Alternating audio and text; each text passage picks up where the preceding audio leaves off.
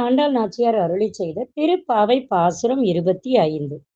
ஒரு தீமகனாய் பிறந்து ஓரிரவில் ஒரு தீமகனாய் ஒளித்து வளர தரிக்கீழானாகித்தான் தீங்கு நினைந்த கருத்தை பிழைப்பித்து கம்சன் வயிற்றில் நெருப்பென்ன நின்ற நெடுமாலே உன்னை அருத்தித்து வந்தோம் வரை தருதியாகில் திருத்தக்க செல்வமும் சேவகமும் யாம் பாடி வருத்தமும் தீர்ந்து மகிழ்ந்தெலோரெம்பாவாய்.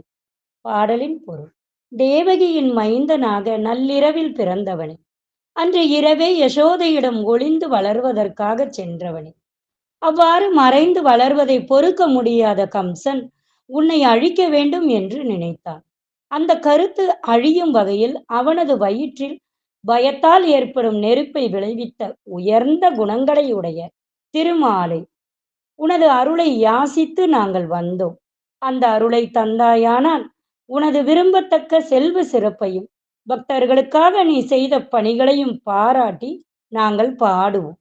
உனது பெருமையை பாடுவதால் துன்பங்கள் நீங்கி இன்பமாய் மகிழ்ந்திருப்போம். பக்தன் பக்தி செலுத்தும் போது இறைவன் அவனுக்கு சேவகனாகி விடுகிறான். தனது உயிருக்குயிரான பக்தன் பிரகலாதனுக்கும் அவனது தந்தை இரண்யனுக்கும் வாதம் நடக்கிறது.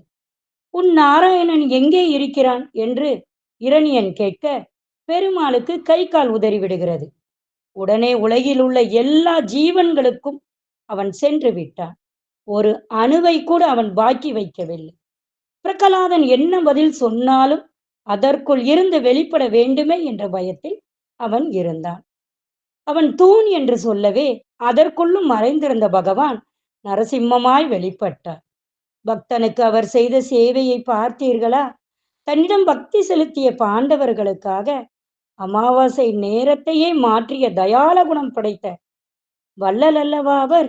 இவற்றையெல்லாம் படித்தாலே நாம் அவனை அடைந்து விடலாம் என்பது இப்பாடல் உணர்த்தும் கருத்து. ஆண்டாள் திருவடிகளே சரணம்.